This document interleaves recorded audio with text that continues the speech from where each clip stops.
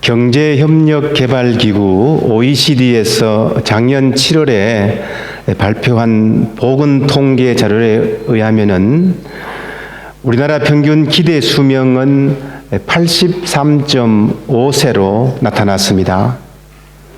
일본이 84.7세로 1위를 차지했고요.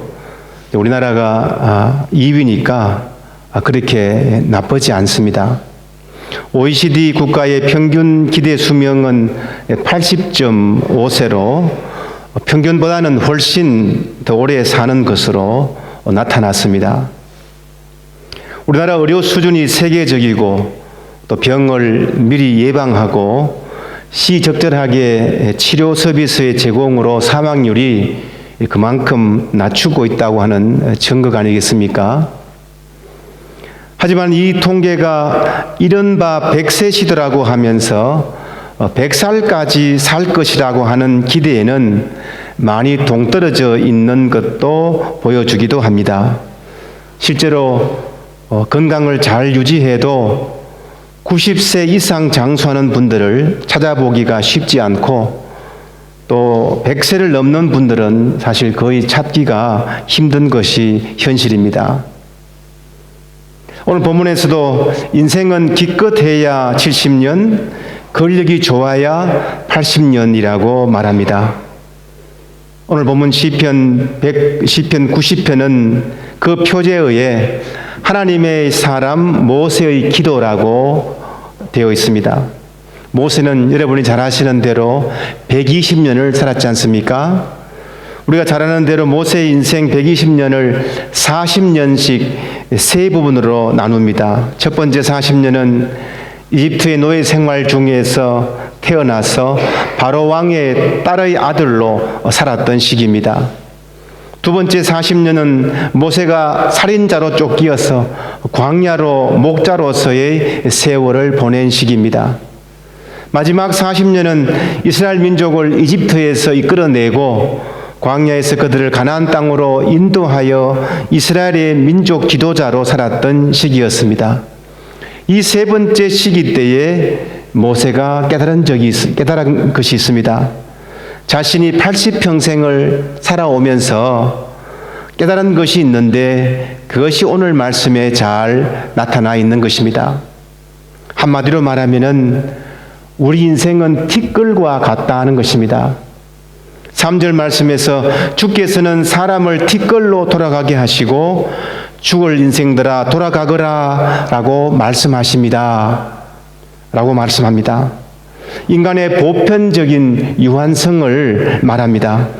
인간은 죽는다는 것이에요. 인간이 흙에서 만들어졌으니까 흙으로 돌아가는 것입니다. 말이 흙이지 티끌과 같은 존재입니다. 티끌에서 왔으니까 티끌로 돌아가는 것이 우리 인생이에요. 인생은 죽을 수밖에 없고 인생의 덧없음을 말하고 있습니다. 오늘 본문은 또 이렇게 시작합니다. 10절 말씀에서 우리의 연수가 70이요 강건하면 80이라도 그 연수의 자랑은 수고와 슬픔뿐이요. 건강하게 80까지 산다고 하더라도 내가 건강하다, 내가 잘 살았다 이게 아니고 그 연수의 자랑은 무엇이라고 합니까? 수고와 슬픔뿐이다. 인생이 이렇게 수고스럽고 또 슬픔의 연속이라는 것입니다. 그렇다면 우리는 비관론자가 되어야 합니까? 오늘 말씀은 우리를 우울증 환자로 만듭니까? 아픔과 상처와 후회의 자리에만 머물 수는 없습니다. 그렇다면 우리는 무엇을 해야 할까요? 본문에서 모세는 이런 절망적인 상황에서 하나님께 간구합니다. 인간의 절망 앞에서 삶의 의미를 찾기 위해서 하나님께 간구합니다. 12절 말씀을 보실까요? 우리에게 우리의 날 계수함을 가르쳐 주셔서 지혜의 마음을 얻게 해 주시옵소서. 우리에게 날수를 제대로 헤아릴 줄 알게 하시고 우리 마음이 지혜에 이르게 하소서라고 기도합니다. 우리의 마음이 지혜롭게 해달라고 간구한 것은 우리 인생이 이렇게 유한한 존재임을 깨닫게 하시고 인생의 유한성이 기꺼이 받아들이는 이런 지혜를 달라는 것이에요. 이것은 다시 말하면 곧 영원하신 하나님을 인정하는 것과 똑같습니다. 우리 인생이 이렇게 더덥다고 해서 인간을 만드신 하나님을 원망할 수 없고 그 사실을 인정하는 마음을 달라고 기도했는데 이것이 바로 지혜로운 마음입니다. 사람이 지혜가 있다, 사람이 지혜가 없다, 그 차이는 무엇입니까? 우리 인생과 죽음에 대한 태도입니다. 지혜롭지 못한 마음은 우리가 티끌 같은 인생에 대해서 화를 내면서 하나님을 원망합니다. 하지만 지혜로운 마음은 인간의 유한성을 겸허히 받아들입니다. 인생의 덧없음을 인정하는 것입니다. 실존적 긍정심리학자인 폴 웡이라고 하는 분이 있습니다. 이분의 주장이 무엇이냐고 하면은 우리들이 겪는 이 고통과 불리한 상황을 겪은 후에 우리가 더 행복해질 수 있다는 것이에요.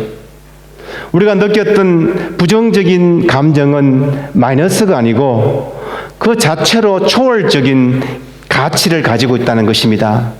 비극적인 상황에서도 삶의 의미를 발견할 때에 긍정적인 힘이 나타나는데 그것을 그는 비극적 낙관주의, tragic optimism 이렇게 불렀습니다.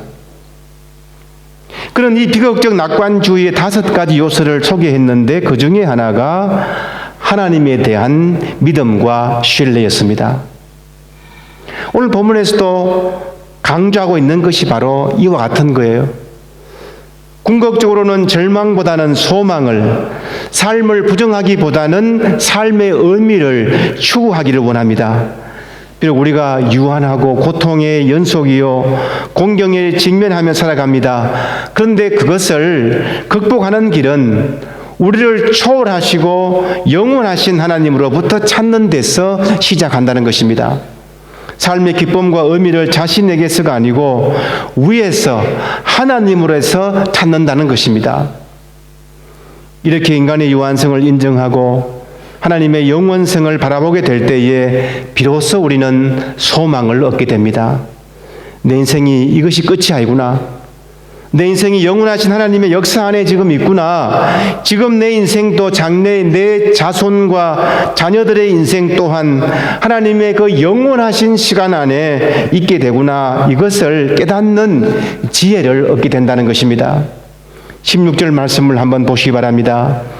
주께서 행하신 일들 주의 종들에게 나타내시며 주의 영광을 그들의 자손에게 나타내소서. 이런 기도를 하게 된다는 것입니다. 영원토록 세상을 이끌어 가시는 하나님을 바라볼 때에 지금 이 당대의 시간만 중요한 것이 아니고 우리의 자녀, 우리의 후손들의 시간까지도 이끌어 가시는 그 하나님의 뜻을 깨닫게 되고 그들 또한 후회 없는 삶을 살도록 기도할 수밖에 없습니다. 계속해서 주의 영광이 우리의 자손들에게 나타내 주기를 기도합니다. 우리의 믿음과 헌신과 사역을 통해서 다음 세대들이 그 혜택을 누리고 그 위에 새로운 역사를 이룰 수 있기를 기도하게 된다는 것입니다.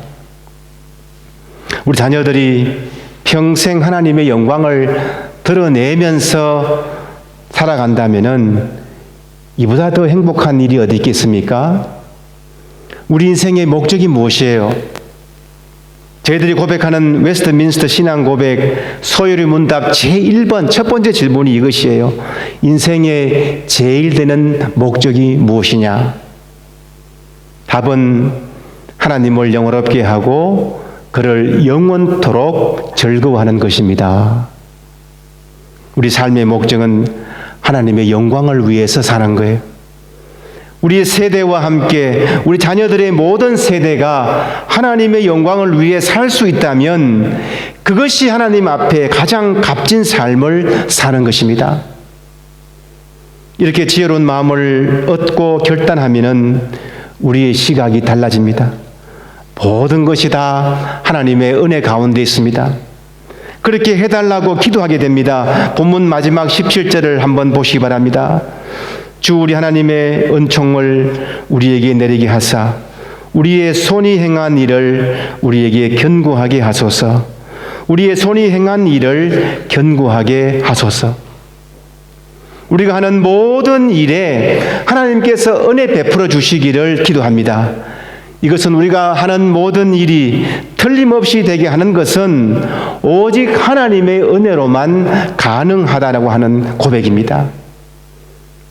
오늘 본문은 죽지 않고 오래 살기를 간구하잖아요. 왜 우리들을 이렇게 80년, 90년 인생으로 만들어 놓았느냐? 불평하지 않습니다. 쟤들 삶의 핵심은 어떻게 오래 사느냐가 아니고 어떻게 하면 하나님과 동행하는 삶을 살까를 보여주는 것입니다. 그래서 본문에서 간구한 기도의 내용을 보면은 다 하나님과 관계에 있어요. 하나님을 인정하는 기도문입니다. 마치 이 모습은 주님께서 이 땅에서 사역하실 때에 하나님께 간구한 내용들과 상통합니다. 주님의 모습입니다. 주님은 하나님을 인정하셨고 하나님의 뜻에 순종했습니다. 우리의 구원자 예수 그리스도께서 이 땅에서 살아가셨던 모습이 바로 이런 모습이었어요. 그래서 주님 안에서는 불행이 기쁨이 되고요. 주님 안에서는 고통이 만족이 됩니다. 주님 안에서는 유한이 무한이 됩니다. 참 지혜로운 마음입니다. 이런 지혜로운 마음에서 바라볼 때의 시간은 우리에게 오히려 기회입니다. 고통이거나 절망적이지 않습니다. 이 시간은 우리가 이 땅을 의미 있게 살아갈 수 있는 절호의 기회입니다. 이 유한한 시간은 하나님을 섬기는 데 절호의 기회입니다. 유한한 시간에 하나님과 동행하는 삶을 이루는 절호의 기회입니다. 유한한 시간은 믿음으로 살아가는 절호의 기회입니다. 앞길을 알 수 없는 미로 같은 인생입니다. 모두가 처음 살아보는 인생이어서 이렇게 사는 것이 잘 사는 것인지 모른 채 그저 나는 열심히만 살아가고 있습니다. 게으른 것보다는 나으니까 시간을 아끼면서 자투리 시간까지 사용하면서 알차게 사용합니다. 하지만 그것도 유한한 시간 안에 있을 뿐입니다.